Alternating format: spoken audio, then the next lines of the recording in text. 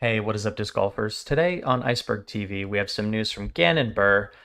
He says on Instagram, "This is something I've been working towards and dreaming of since I first started. UDisc Live has ranked me as the current top player in the world according to Dominance Index. Although I feel as I'm not the current best, it's cool to see my name at the top for at least a week." Now, if Gannon doesn't think he's the true number one, he must. I don't think Ricky's number one right now. He hasn't played many tournaments this year, so it's really hard to put him above players that have been playing a lot of tournaments. But Calvin Heimberg, I think, is probably the true number one best player in the world right now. And I think Simon Lizotte can be in that conversation right now as well. He's playing so well. As long as Simon's in the field, he has a chance to win. He's playing extremely clean golf, spin putts going in.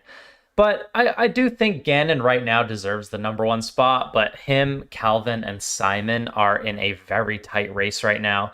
You have to take into account the way Simon finished last year, coming into this year, and then picking up a win this year at the Music City Open. The case can be made that Simon's number one.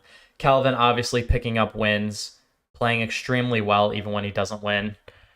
Ricky Wysocki, I wouldn't hate seeing him a bit lower on this list. Ricky's obviously a phenomenal player, but he hasn't been at all the events this year, and I think we should prioritize the guys that have been playing more this year.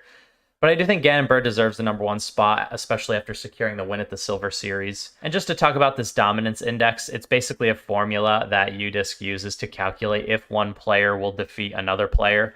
And you can compare directly, Gannon versus Rick. And the dominance index is the formula they use to decide what are the odds that Gannon beats Rick.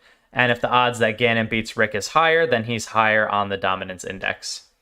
So ultimately, I'm very excited for Gannon to be number one. This is obviously very good for Prodigy Discs as well, because no matter what Gannon says about Prodigy Discs or what he has previously said about Prodigy Discs, Gannon is coming out and he's the number one player in the world using their discs. So they obviously aren't that bad. And although Gannon probably doesn't want to be promoting Prodigy anymore, it is what it is. And Gannon's coming out and he's the number one player in the world using Prodigy discs. So this is very good for Prodigy as well.